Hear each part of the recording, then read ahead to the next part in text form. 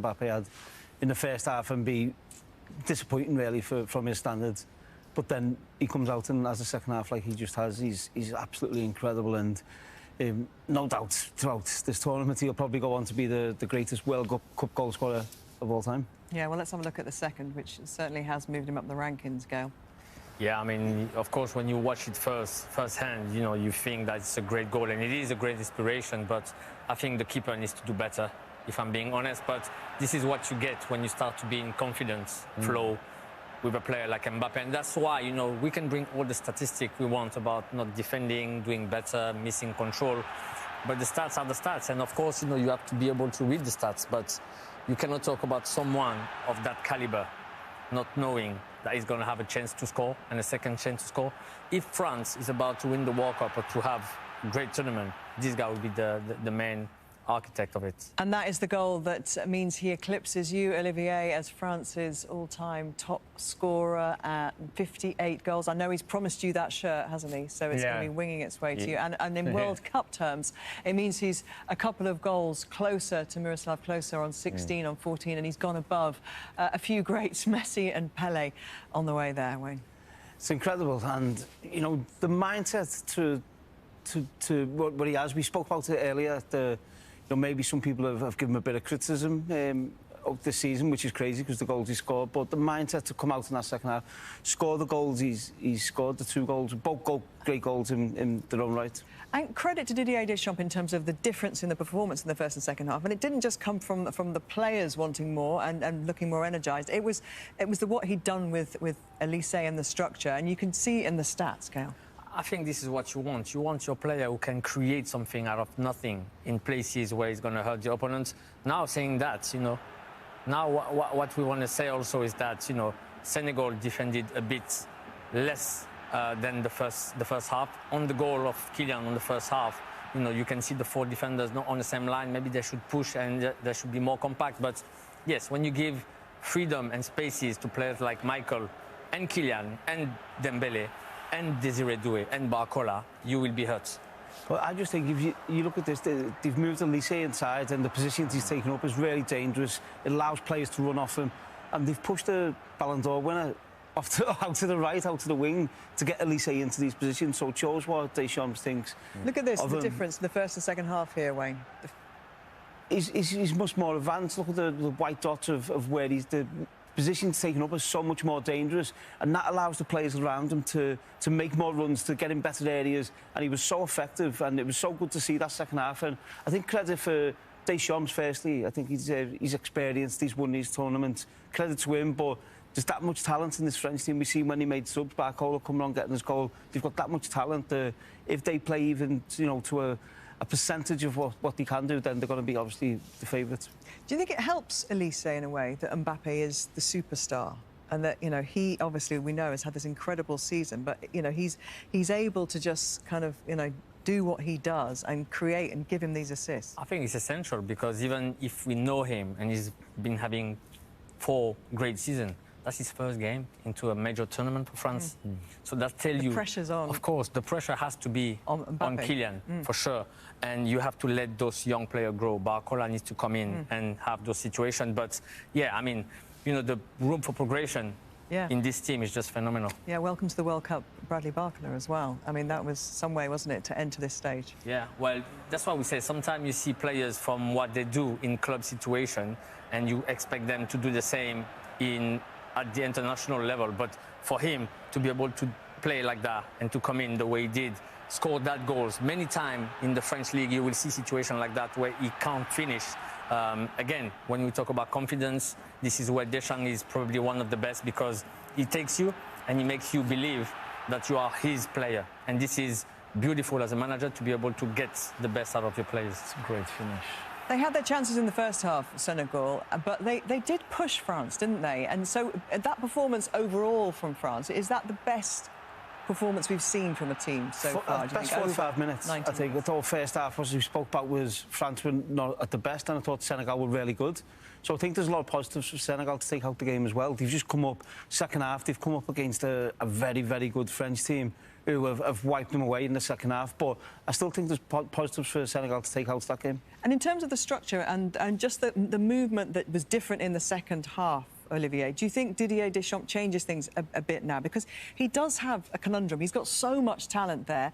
And as Wayne has said a couple of times, to have, you know, a Ballon d'Or winner who's pushed out of his regular position that he plays for PSG, and Elise, obviously, we're used to seeing hugging the right wing for Bayern Munich. Is he going to play him a little bit more in that central role? Yeah, I think so, because by readjusting Olise's position more central and closer to Kylian, where we could have seen the good understanding they can have, and obviously the freedom Olise can have playing in that position higher on the pitch.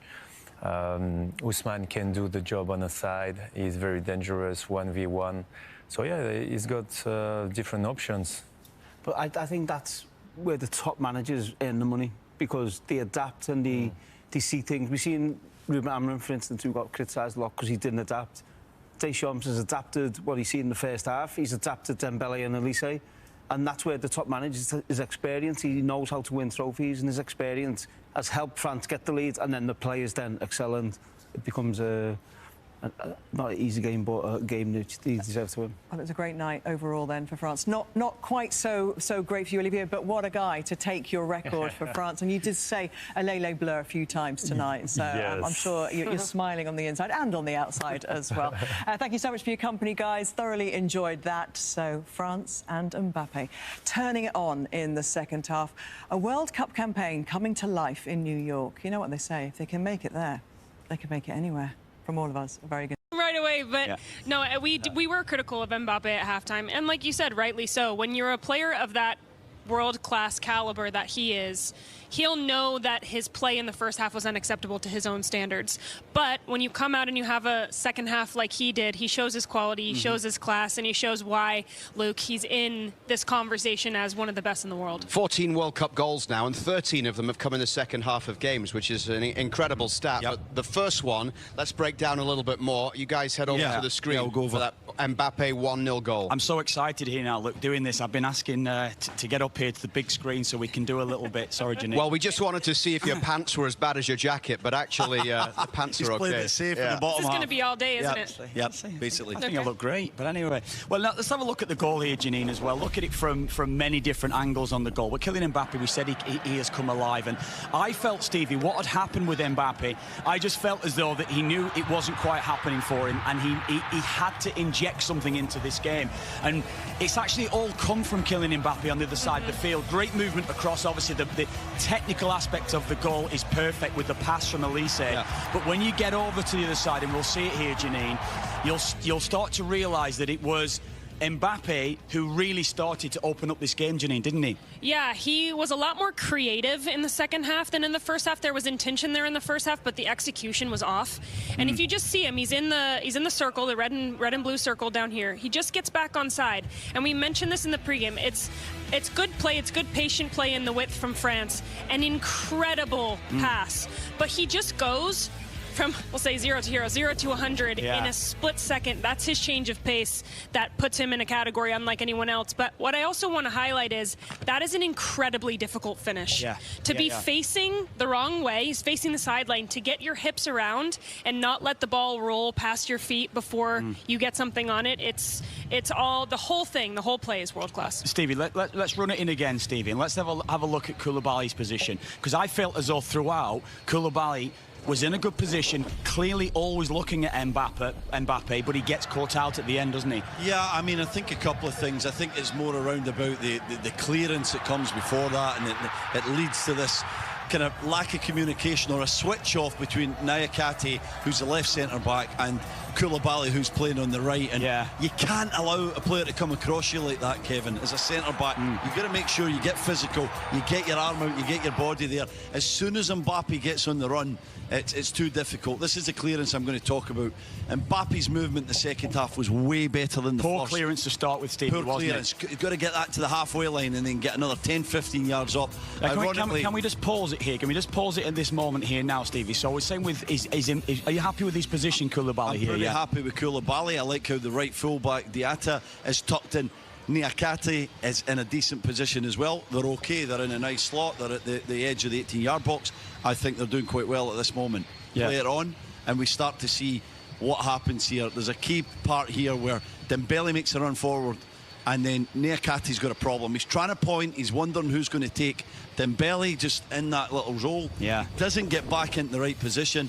And then the catalogue errors, Koulibaly across the front, as well, in the back. Before I head back to Luke, I think he should engage. I think what he needs to do in this position, I think he's got to stop the run, stop him coming across, and then he's in a good position there, Koulibaly. But he got it wrong. It was just the pace as well. So yeah, thanks for that, Luke. So he's now the all-time leading scorer, Kylian Mbappe.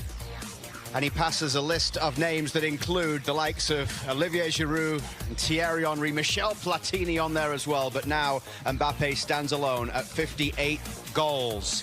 What do we make of Senegal today, Kev? First half, big chances, Luke. And I just felt as though overall, when you don't take the chance in the big games, your chances that you've got, it can come back to you, to bite you, Stevie. This is a big one, Kev. That's the way it proves. Ismail Sarr, Crystal Palace man, has got to score that. He's trying to do too much, Janine. He just needs to put his foot through it, get over the top of the ball. A harder one here for Nico Jackson, who, you know, run the channels throughout. But as the second half was going on, they did get their goal from Mbappe. An exciting young player, actually could have chose France, played youth football for the French Federation, but is now... What we're saying about Mannion here, Stevie. Oh, he's had a bit of a nightmare. What a finish, though. He had another one later from Tchouameni's left foot that nearly went in as well. Magnon looked a little bit shaky today. Is it the ball? Do you think it's the ball that might be... the ball's moving quicker than the goalkeepers believe. That it was going to. It sort of past them before they can move. So it's definitely been an issue. Well, we've seen Kylian Mbappe and